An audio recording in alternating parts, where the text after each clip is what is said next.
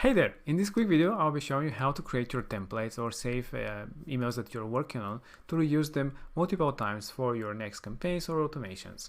So here you have in the templates area all the templates available built by us.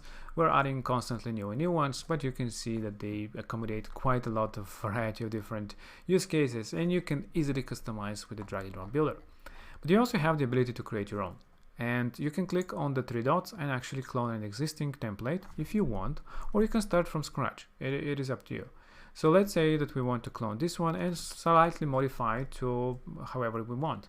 So we can just clone it and we can start modifying this design, add maybe the different background for the whole email, maybe something like this, and edit it however you want and create a new version.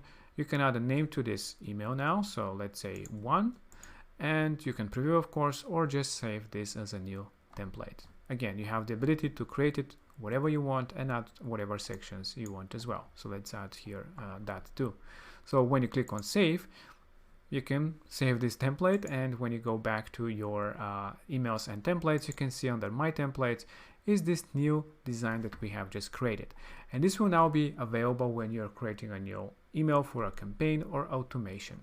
This is how easy and simple it is.